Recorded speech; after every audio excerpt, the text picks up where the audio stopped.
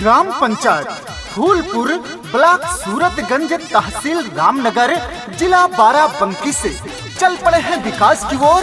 विकास की गंगा बहाने प्रधान पद के प्रत्याशी विशुन कुमार उर्फ बबलू बीज भंडार। तो याद रखिएगा, आने वाले प्रधानी के चुनाव में अपना वोट और आशीर्वाद देकर बबलू भैया को जिताना है, अपना प्रधान बनाना है, अपने ग्राम पंचायत फूलपुर में विकास की गंगा बहाना है। बबलू भैया का मोबाइल नंबर है 9554582080। गायक अभिषेक सिंह। अब की फूलपुर के चमकी भगिया, खुश रहे सगर गरीब और दुखिया। अब की फूलपुर के चमकी भगिया, खुश रहे सगर गरीब और दुखिया। 24 घंटा मिलेंगे सबको, चाचा हो सरल स्वभाव में, चाचा हो सरल स्वभाव में।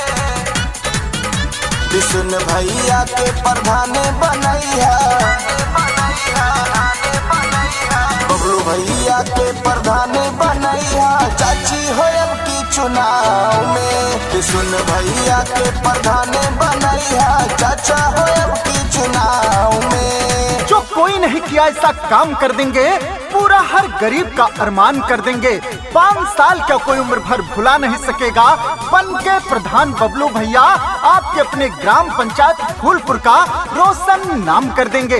तो याद रखिएगा, किसी के लालच, किसी के बहकावे में नहीं आना है। अब की बार अपना प्रधान विशुन कुमार उर्फ बबलू भैया को बनाना है, क्योंकि बबलू भैया जीतेंगे तो अच्छे दिन बीतेंगे। आपका प्रत्याशी बबलू भैया। गौवा में होई विकास हो, केहू न रही निराश हो। सबही के मिली हर सुविधा, माना ये चाचा विश्वास हो, माना ये चाचा विश्वास हो। गौवा में होई विकास हो, केहू न रही निराश हो। सबही के मिली हर सुविधा, माना ये चाचा विश्वास हो। जगह जगह पे चर्चा इनके सोर भइलपुर गाँव में,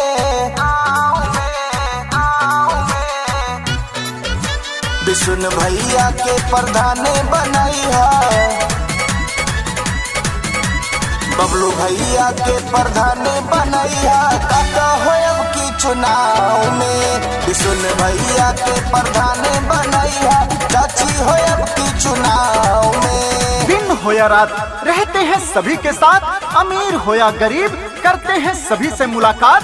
बबलू भैया जी सबके सुख दुख में हमेशा खड़े रहते हैं, गरीबों के साथ कंधे से कंधा मिलाकर चलते हैं, सबकी मदद करते हैं, बच्चे बच्चे से प्यार करते हैं, जात पात में कोई भेदभाव नहीं करते। तो याद रखिए, एक चुनिए, नेक चुनिए और अपना प्रधान उसी को चुनिए जो आप सबकी सुने। और ऐसे एकमात्र प्रत्याशी हैं आपके चहेते, आपके बेटे, प्रधान पद के प्रत्याशी बबलू भैया जी।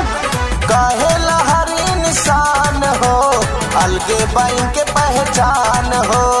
दुख दर्द सबही के जनी है हो, केहू न रही निराश हो, केहू न रही निराश हो। काहेला हर इंसान हो, अलगे बाइन के पहचान हो। दुख दर्द सबही के जनी है हो, केहू न रही निराश हो। जात पात का विचार न कौनो रहे, न भेद भाव में, भाव में, भाव में। विशुन भैया के प्रधान बनैया, बबलू भैया के प्रधान बनैया। काका हो अब की चुनाव में, विशुन भैया के प्रधान बनैया। चाची हो अब की चुनाव में। 24 घंटे सभी का फोन उठाने वाले, गरीबों को दिल में बसाने वाले विशुन कुमार उर्फ बबलू भैया का वादा है, जब मैं प्रधान बनूंगा तो अपने ग्राम पंचायत फूलपुर में हर गली में पक्की सड़क बनवाने का काम करूंगा, पक्की नाली बनवाने का काम करूंगा, गरीबों को आवास देने का काम करूंगा, विधवा विकलांग वृद्धा पेंशन पात्रित व्यक्तियों तक पहुंचाऊंगा, सरकारी सुविधाओं का लाभ हर गरीब तक पहुंचाने का काम करूंगा। तो याद रखिएगा, अपने ग्राम पंचायत को विकसित बनाना है, तरक्की लाना है, तो अब की बार अपना प्रधान बबलू भैया को ही बनाना है। बहकावे में केहू के नया हो, मिल के साथ निभैया हो, घर के हवे अपने बेटे हो, अब की विजय बनैया हो, अब की विजय बनैया हो। बहकावे में केहू के नया हो, मिल के साथ निभैया हो, घर के हवे अपने बेटे हो, अब की विजय बनैया हो। देके वोट सब करिहा सपोर्ट, नहीं आइहा विरोधियन के दाव में, दाव में, दाव में।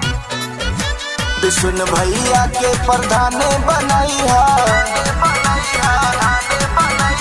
बबलू भैया के प्रधान बनैहा, काका होयब की चुनाव में। विष्णु भैया के प्रधान बनैहा, चाची होयब की चुनाव